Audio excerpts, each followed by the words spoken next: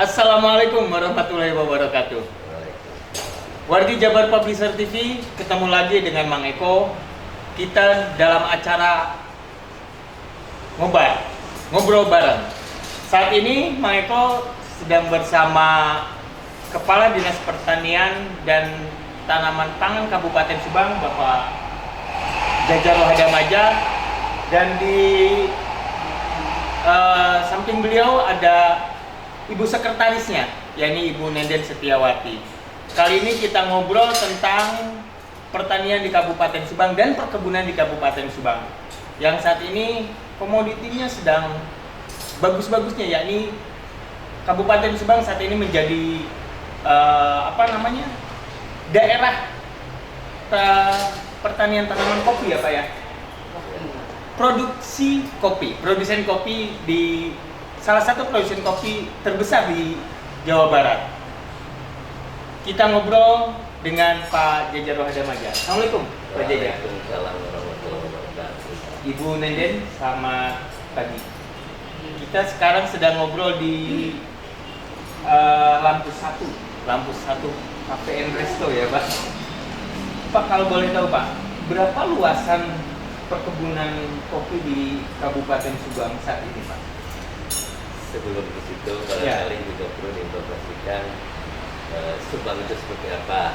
Boleh Pak. Jadi mana Subang? Subang ini memang sangat strategis karena dekat ke Bandung, 60 kilo, sekitar 20 km ke Bandung, ke Cirebon, Kertajati, 90 kilo kurang lebih, ke Jakarta 170 kilo. Jadi Subang ini pasti akan berkembang, apalagi setelah ada jalan tol dan sedang dibangun pelabuhan laut internasional Timbar. Jadi bayang nih Subang ini akan berkembang. Nah kalau dilihat dari topografi, dari ketinggian di atas laut, bukan air laut, itu Subang itu dari mulai gunung sampai pantai. Jadi Taman Perahu itu masuk Subang sampai ke pantai laut Jawa ya. Nah karena topografinya dari gunung ke daratan pantai, jadi komunitas pertanian pun akan bermacam-macam. Kita di daerah pegunungan ada kopi, ada tembakau, ada manggis, ada nanas. Di tengahnya dominasinya oleh padi, dan di pantainya ada juga tambak. Rambutan juga Pak ya? Oh, rambutan juga di tengah. Di tengah. Di kampungnya Mang Eko nih. Sebetulnya kopi itu belum yang terbesar Subang ini, tapi kita ada niatan karena dari cuaca, dari iklim dari sana itu cocok. Dan kopi ini permintaan dunianya katanya masih besar. Jadi itu yang membuat semangat petani Subang ingin menanam kopi. Sekarang baru untuk 2 jenis, Robusta dan Arabica. Nanti gunanya lebih teknis lagi. Nah, yang Arabica di atas 800 meter permukaan laut sampai 1.200 ada ya di kita. Kalau Robusta di bawah itu, Robusta itu kopi. Kemudian berbicara ya ingin kita kejar juga nih, tembakau. Belum banyak tembakau di Subang sih sebetulnya. Hanya di Kecamatan Tanjung dan Cisalak. Itu juga sekitar 20 hektaran lah. Nah, tapi tembakau ini ya mohon maaf, memang ini tembakau ini untuk rokok itu kan ya ada yang membatasi, tetapi kalau dilihat dari pajaknya, cukainya lumayan, sehingga Bupati ingin tembakau juga dikembangkan. Dan hasil penelitian dari PT Sampurna di Kabupaten Subang yang telah dilakukan tahun 2012 kalau nggak salah, katanya tembakau di Subang itu bagus. Salah satu yang beribu di bagus untuk tembakau. Jadi kita ingin mencoba juga mengembangkan tanaman tembakau. Iya. Gitu. Dan pabriknya kebetulan ada di Sarawak Sakura itu. Jadi untuk bisa mensuplai ke pabrik. Dan ada juga kalau di daerah lain para industri Industrinya sudah ada. Kita belum, Ya. tapi daerah lain sudah ada. Itu juga yang mendorong petani tidak hanya sekedar menanam tembakau dijual segara, tapi ingin juga ada kelompok petani tembakau yang memproses biji labu menjadi molek jadi rokoknya gitu ya, untuk tembakau. Nah itu juga ada manggis. Manggis sekarang masih sekitar 500 hektaran lah, tersebar dari mulai dari Siang sampai Serang Panjang. Itu sudah ekspor. Sudah ekspor. Ya, ekspornya orang lain, tapi kita petani ada koperasi Barokah Jaya itu salah satu kelompok tani yang bekerjasama dengan Kasar itu untuk melakukan ekspor manggis. Produksinya banyak itu Pak? Ya itu 1 tahun sekali, lumayan lah, lumayan. Tapi kemarin kaitannya dengan COVID, permintaan untuk itu agak terhambat dengan COVID. Tapi untuk tanaman pangan justru dengan COVID ini harus tersedia. Karena siapa yang tidak makan dia. Jadi untuk padi, memang khusus padi ini harus justru ditantang untuk lebih siap lagi menyediakan makanan untuk orang Subang dan Indonesia tentunya. Nah, karena Kabupaten Subang merupakan salah satu lumbung Subang itu lumbung padi ketiga nasional malah. Jadi di Jawa Barat itu Indramayu, Karawang, Subang. Dan luas sawah itu di Subang dapat 4.500 hektar. Sekitar 41% dari luas Kabupaten Subang. Gitu. Permasalahan ya masih banyak, tetap dibudi walaupun itu sudah tanaman tradisi masyarakat Subang, tapi ya kelemahan masih ada soal harga, terutama di harga itu kita tidak bisa mengamankan harga ya, jadi naik turun itu karena ada tengkulaknya juga kan Pak ya, yang menjadi penyakit tingkat petani kan itu salah satunya. Ya kadang-kadang juga mereka para petani perlu modal juga, pasti siapa lagi karena sebenarnya ada kur, tapi akses ke perbankan kan masih ada, tapi banyak yang belum terbiasa dengan urusan bank gitu. Tapi kemudian sudah menyiapkan kur itu 50 juta tidak ada jaminan untuk ke bawah, kecuali untuk itu untuk padi. Jadi padi itu kan memang tadi ada padi itu ada juga ketan di dalamnya, tanaman ketan itu sebetulnya untuk industri. Ketan juga di Subang lumayan lah, ada sekitar 12 hektaran gitu. Sama soal harga naik gitu. Itu Michael, itu mungkin sepintas lah mengenai kondisi pertanian. Tapi jadi bagi ke COVID untuk tanaman pangan itu tetap itu dipacu untuk selalu siap, walaupun soal harga kita tidak bisa tergantung pasar harga itu gitu. Kalau produksinya Pak, untuk tanaman pangan ya, untuk tanaman pangan produksinya musim tahun kemarin aja yang sudah ada, kita mengambil data yang dari kementerian ngambil data dari BPS itu 950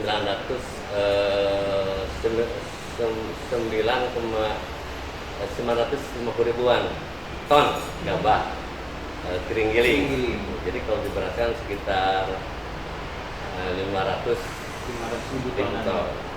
Itu dikonsumsi oleh orang Subangnya, dan untuk bibit itu paling setengahnya lagi keluar dipasok biasanya di Jakarta atau daerah lain.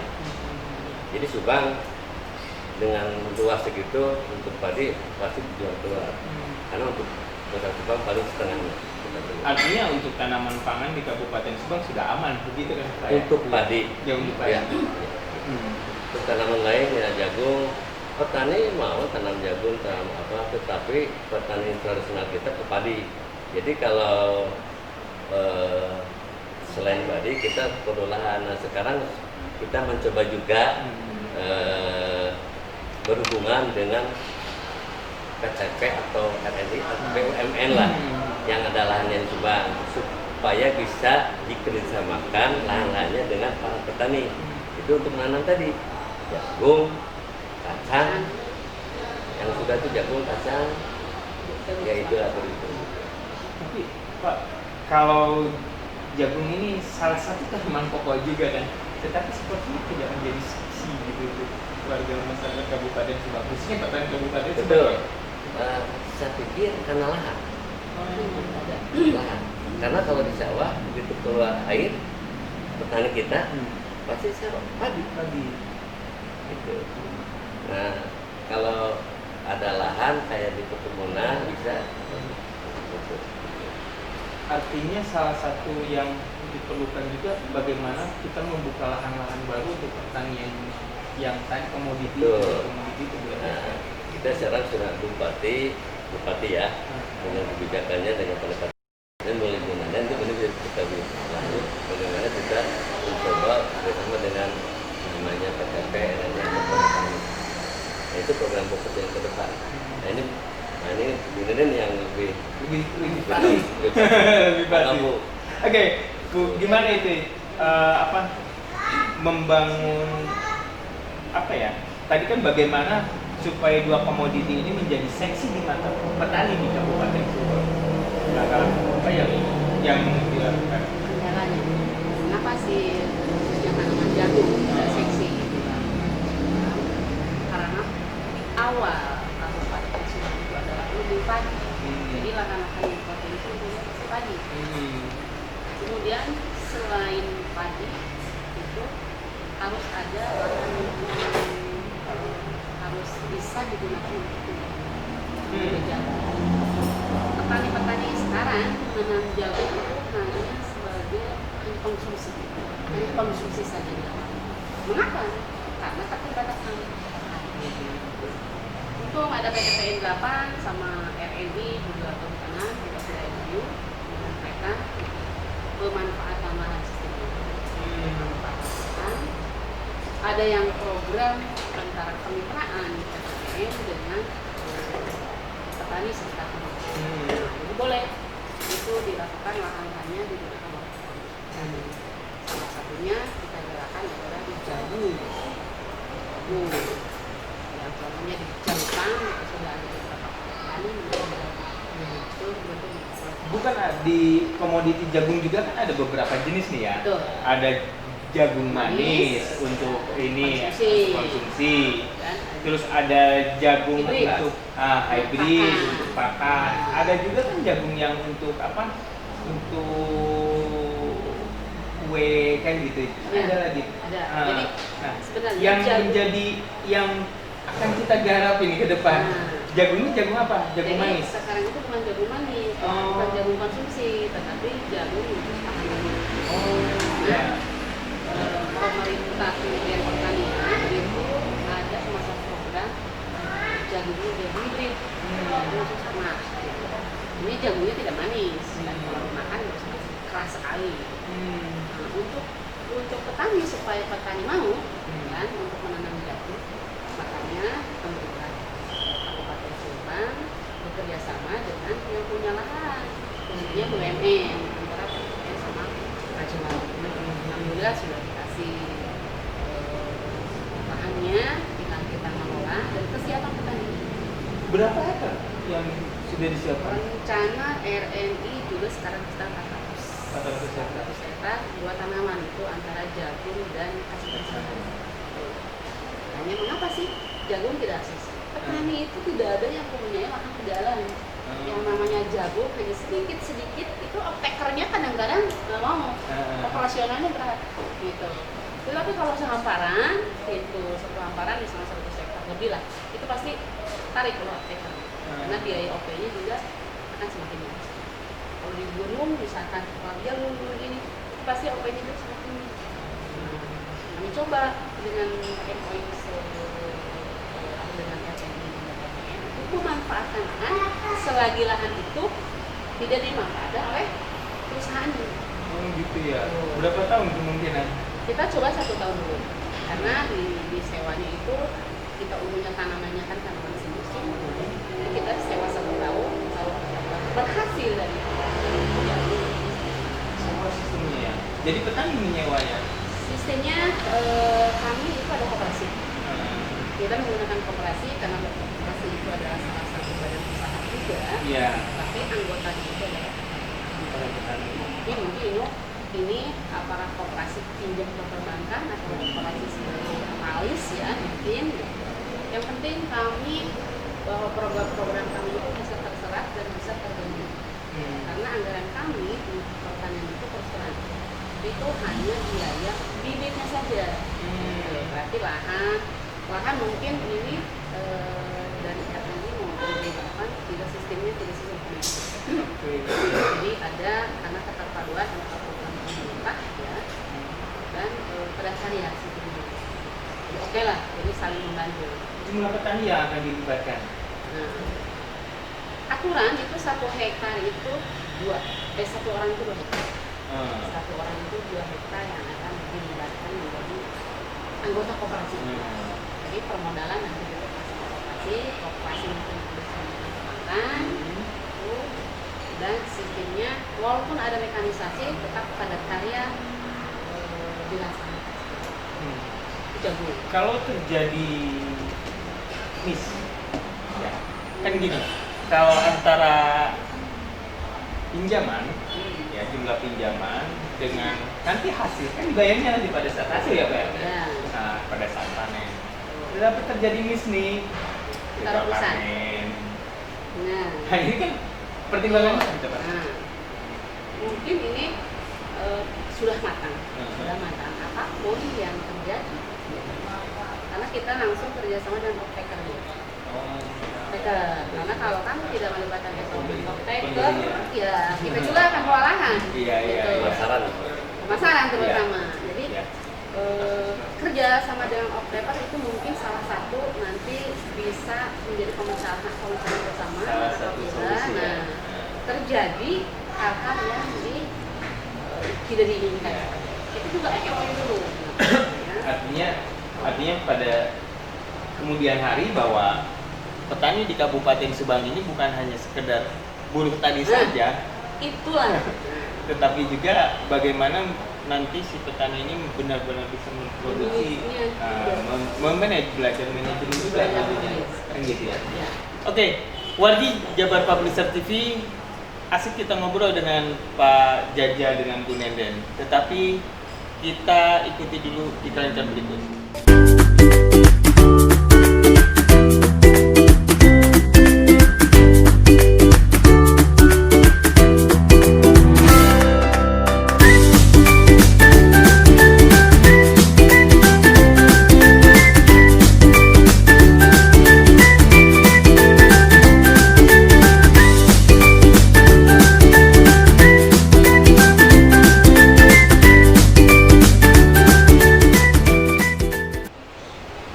Wargi Jabar Publisher TV, saat ini Mang Eko sedang ngobrol bareng dengan Kepala Dinas Pertanian Kabupaten Subang, Bapak Jaja Ruada Maja, dan juga Ibu Sekretaris, Ibu Nenden Setiawati.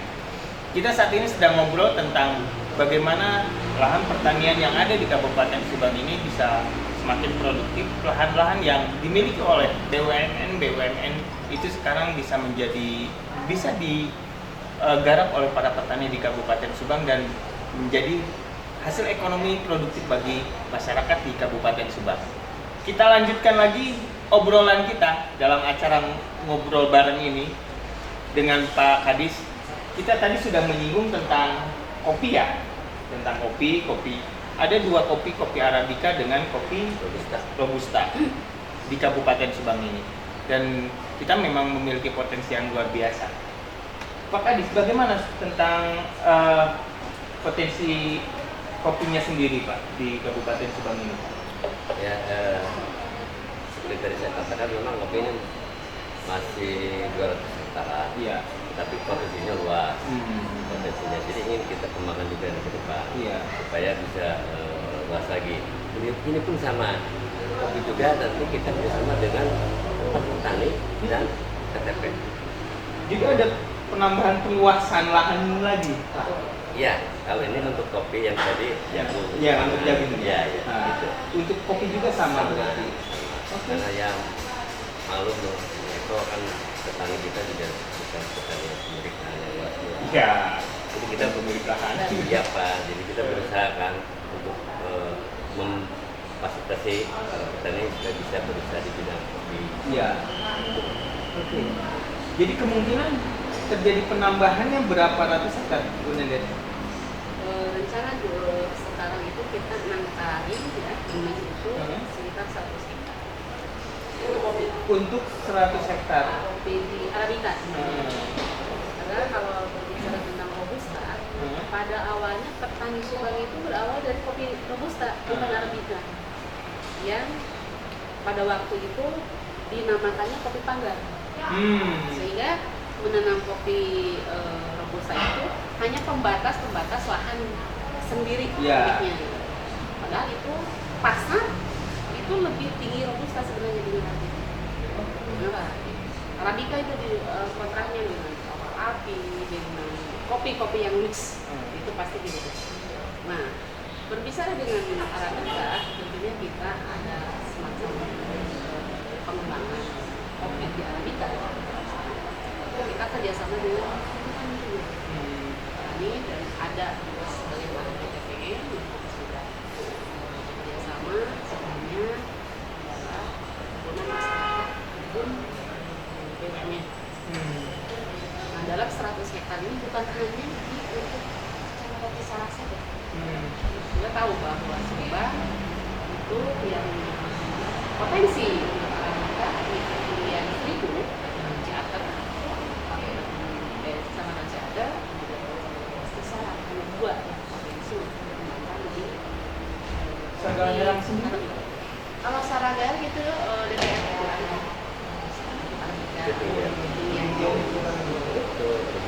kalau jadi memang jadi, tetapi kalau dibikin specialty kayak ini V60, kalau sudah berbicara kopi specialty, nanti katanya akan faktor tesnya itu nggak akan mungkin.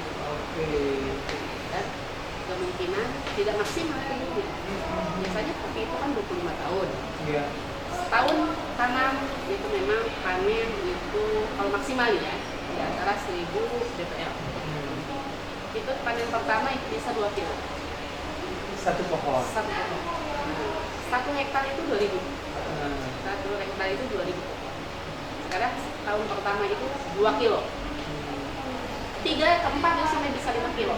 Kalau itu ketinggian 1000 lebih atau 1200 dan intensifikasi di itu yakin. Tetapi kalau di bawah 1000 jadi memang jadi. Tapi yang harapan kami untuk maksimal panennya itu ya mungkin nggak bisa mencapai target seperti itu. Kan cuma dapat 1 kilo. Karena 1 kilo enggak. Di awal panen pun di bawah. Ya di bawah lah di bawah. Oke. Yang jadi harapan itu yang namanya budidaya itu kesesuaian lahan ya. Pak, saya dengar juga katanya informasinya yang saya dengar bahwa kopi di Subang ini menjadi salah satu bank katanya. Malah sudah mendapatkan penghargaan gitu ya, Bu ya? Ya. Ya memang malah sebagai ekspor ke Jepang ya. Kita itu sudah. Jadi memang rasanya mungkin yang bukan itu diminati oleh orang Jepang. Rasa kopi itu. Ya, itu yang Arabica. Kita di spesialnya Arabica untuk diproses. Tapi kalau Robusta mungkin itu kita jual green bean. Ada yang lebih banyak green bean-nya daripada roast bean. Bu, ini kan Wargi Jabar Publisher ini kan agak kurang paham juga nih. Apa sih green bean? Apa sih? Nah, apa tadi? Roast ya. Gimana? Ini proses ya, proses setelah kopi. Jadi kopi untuk menjadi spesialty, kalau dulu kita panen itu jegrugan, semuanya diparok. Itu dari hijau, kuning, merah. Pasarnya juga semakin kita separoh itu harganya mungkin 50%. Tetapi kalau specialty itu harus betul-betul cari yang dipetik. Dalam 1 hektaran itu tiap hari panen kalau sudah disimpan. Karena sistemnya yang merah dulu baru petik, kemudian keliling ke pohon yang lain itu sehabis 2 minggu itu bisa panen atau 1 bulan. Karena kopi itu tidak begitu merah, tidak merah semua. Kan ada yang merah, kemudian kuning, hijau. Nah, sistem panennya itu tidak ada semua. Pilih mana cherry yang sudah matang. Nah, petik-petik itu keliling. Dalam 1 hektar ada bayangan 2.000 ton. Berarti nggak bisa sendirian dong Pak? Iya. 1 hektar untuk panen. Nah, kita berawal dari pembinaan kopi itu disarankan kepada para petani itu secara harga kan. Bilang kalau harga tinggi pasti petani mau. Iya. Apa? Walaupun caranya menggunakan keringat. Jadi panen biasanya 2 hari atau 3 hari karena keliling menggunakan cherry merah. Pasti ini prosesnya aman. Oke. Ibu, ya. Lagi. Oke, Wargi Jabar Publisher TV. Enak kita ngobrol nih dengan Ibu Kadis dan Pak Kadis, Pak Jajar Wadamaja. Kebetulan kita kedatangan tamu juga nih, Pak Kadis. Oh iya. Kadis DKUPP. Monggo Pak. Siap. Oke. Boleh aja bareng sini ngumpul. Sama kursi aja dulu. Ini Pak. Udah saya sini ke sana. Oke.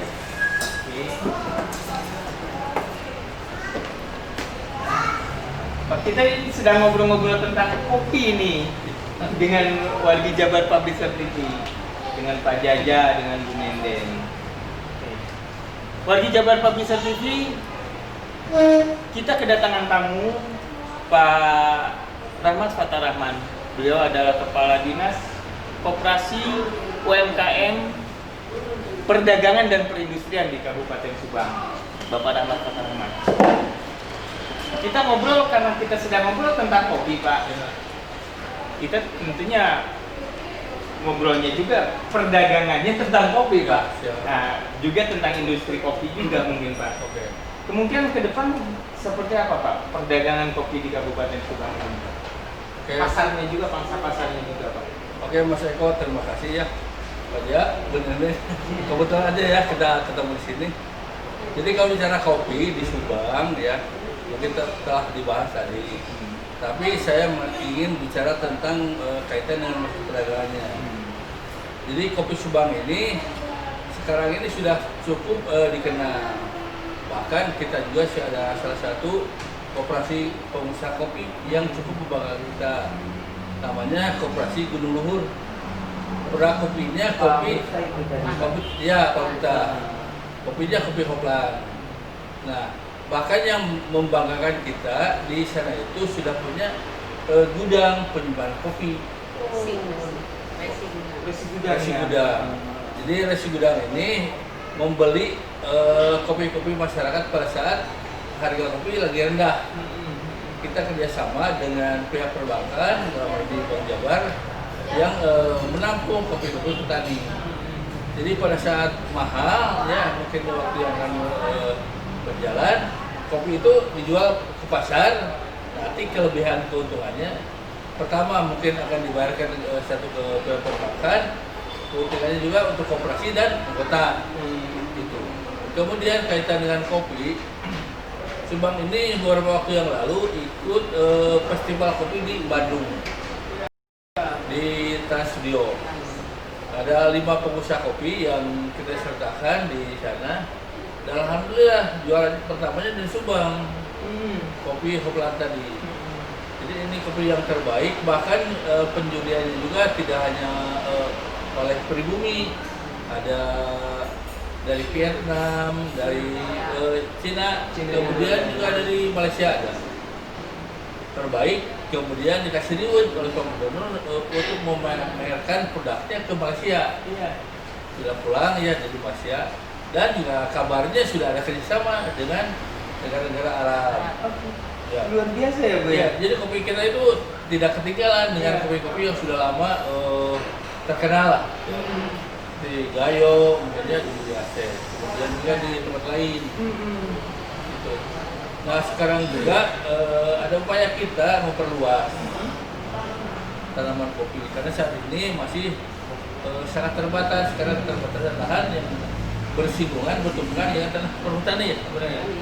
Nah sekarang ini kita sedang upayakan ya untuk perluasan tanaman kopi. Apa sih Pak yang menjadi keunggulan kopi Arabica di Kabupaten Subang ini? Dari rasa atau dari apa Pak?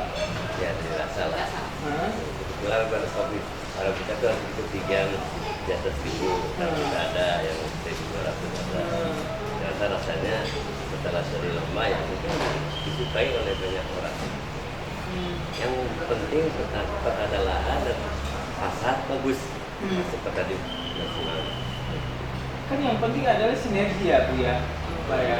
Pada saat Pak Jaja dengan Ibu Nenden sudah menyiapkan lahan dan juga sudah menyiapkan petani, berarti urusannya untuk perdagangnya urusan Pak Rahmat dong.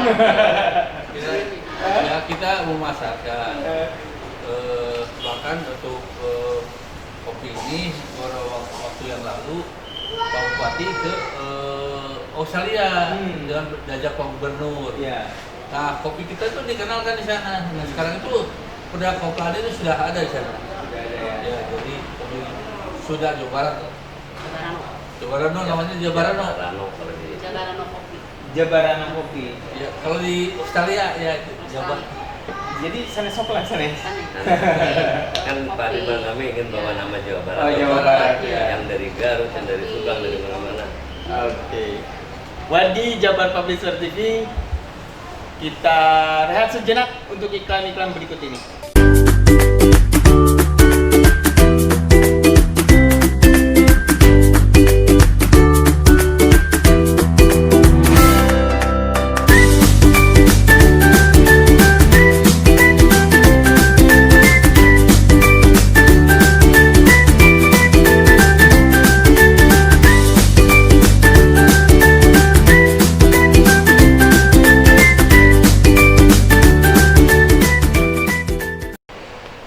Wargi Jabar Publisher TV, kembali lagi Mang Eko saat ini sedang ngobar bareng dengan Kepala Dinas Pertanian Tanaman Pangan Pak Jaja Rohadamaja, juga Kepala Dinas DKUPP Pak Rahmat Fatarahman, juga Ibu Sekretaris Dinas Pertanian dan Tanaman Pangan Kabupaten Subang Ibu Nenden Setiawati. Kita tadi sudah ngobrol tentang potensi ekonomi di tanaman kopi. Ada satu yang menarik tadi yang kita bicarakan tentang kopi yang berada di ketinggian yang saat ini sedang menjadi unggulan. Kita tanya ke Bu Nenden, Bu, tentang kopi ini Bu, lokasinya ada di mana sih ini? Kan tadi Ibu hanya berbicara bahwa ini ada di Cisalak, ini ada di Ciater. Tempatnya, lokasinya ini, di mana ini tanaman Arabica Tanaman ini? kopi yang sekarang dikembangkan adalah di Desa Cukunagara. Mhm. Itu Cukunagara itu kan ada beberapa kampung di sana. Ada kampung Bukanagara, ada kampung komunikasi, ada kampung kamu dan sebagainya. Jadi desanya itu desanya Desa Cukunagara. Tapi yang ngetren sekarang itu adalah Bukanagara, kampungnya. Nah, jadi tanaman yang kami kembangkan itu memang di sana di ketinggian 1000 sampai 1200. Bahkan Bukanagara tersendiri ada DPL sampai 1200. Itu lahan-lahan perhutani yang kami akan kerjasamakan. Sistemnya itu di perhutanan sosial namanya. Masyarakat menanam kopi di lahan perhutani dan seizin perhutani diprogramkan menjadi perhutanan sosial khusus di kopi. Jadi tetap tanaman kehutanan itu ada, di sana itu ada eukaliptus, ada pinus, ada juga pohon kayu. Syaratnya kopi itu tetap harus ada naungan, tidak boleh tidak ada naungan karena pemodulasinya karena tidak boleh klik sinar. Jadi dalam sekian hektar itu tetap harus ada lindung. Itu ramahnya di kopi. Cek bahasa Sunda mah kudu kahieu man. Kudu hilman. Nah, itulah. Kudu kahieu man kopi. Kan biasanya kan Pak kalau tanaman itu kalau apa ya kahiuman gitu Iya. ya. Yang biasanya Kurang jelek bagus ya. ya. Ya, tapi itu jangan terlalu ini, karena kopi arabica tanamannya itu pendek, tidak seperti robusta. Kadang dalam setahun 28 bulan ini sudah panen dan bisa itu ketinggian 80 cm. Hanya 80 cm sudah Jadi bisa. jangan sampai berlomba-lomba. Kalau sudah hampir 1,5 meter itu semakin cepat mangkas, itu semakin buahnya panjang. Oh, gitu ya. Iya. Jadi diusahakan jangan tinggi kalau arabica, terus pendek dan buahnya akan semakin panjang. Ya. Jadi cek bahasa Sunda nama temlebat daun hijau gitu Pak, tapi harusnya recovery ya recovery aja. Recovery. Nah, Oke. Katanya ada informasi juga bahwa pemerintah Kabupaten Subang akan menjadikan Kabupaten Subang ini jadi wisata kopi katanya. Nah, teknisnya seperti apa Pak? Ya kebetulan desa Cukunegara yang tadi kampung saya itu kan kopi itu banyak Arabica dan kebetulan itu kan berbatasan dengan Lembang. Lembang kan sudah jadi ikon wisata di Bandung Barat. Iya. Pasti pengembangannya bisa ke negara. Jadi kita di desa Cipuna itu sekarang sudah ditetapkan dipersiapkan lah desa wisata. Jadi potensinya banyak. Di antaranya kopi.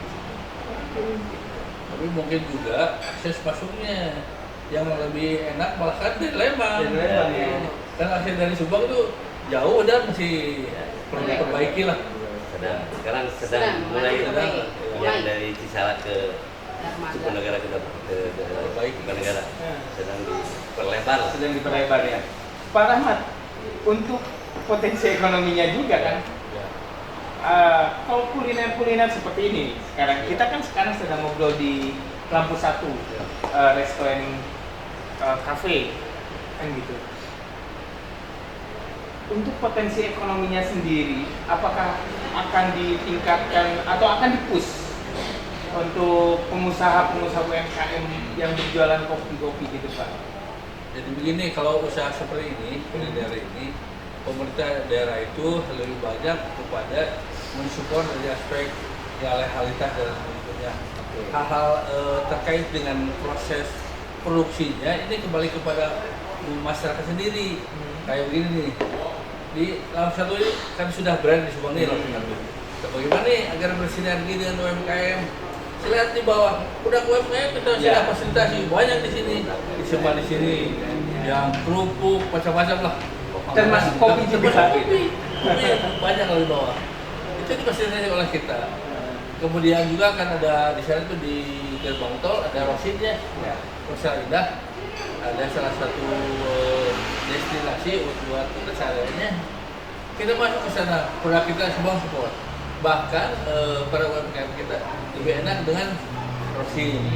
Kenapa? Karena sangat welcome dengan pengusaha pribumi. Iya. Walaupun yang punyanya bukan orang Subang, tetapi mereka sangat menarik gitu. Seperti itu. Jadi ada simbiosis lah untuk pengisian-pengisiannya. Jadi artinya untuk di sektor pertanian Pak, Ya. COVID ini tidak terlalu terasa ya? Tidak, petani enggak. Artinya kalau secara pertumbuhan di sektor pertanian kita kan semakin bertumbuh kan gitu ya. Mungkin juga ini menjadi salah satu penguatan ekonomi di Kabupaten Subang juga mungkin Pak ya? Ya, jadi begini barangkali ya, Pak Jaya, saya tambahkan. Kami beberapa hari yang lalu ada pertemuan dengan beberapa pejabat membahas masalah solusi lah terkait dengan dampak COVID ini. Iya. Dan mereka berkesimpulan ya, bahwa yang semua terdampak, tetapi yang tidak terlalu parah itu di sektor pertanian, perikanan, dan peternakan. Jadi yang dampaknya mungkin dari aspek penjualan yang tadinya banyak jadi berkurang. Jadi orang tidak ada yang mati kelaparan gitu. Itu bertani. Oke. Jadi ternyata yang bertahan di COVID adalah petani. Petani betul. Wadi Jabar Publisher TV, bukannya kita tidak asik ngobrol, tetapi karena waktu jua yang membatasi pertemuan kita, akhir kata bahwa seperti tadi dikatakan bahwa yang bertahan pada saat pandemi COVID-19 ini adalah para petani. Saya, Mang Eko, dan juga Pak Jajar Hadamaja, Pak Rahmat Fathar Rahman, dan Bu Nenden Setiawati. Izin pamit. Wallahul muwaffiq ila aqwamit thoriq. Wassalamualaikum warahmatullahi wabarakatuh. Waalaikumsalam.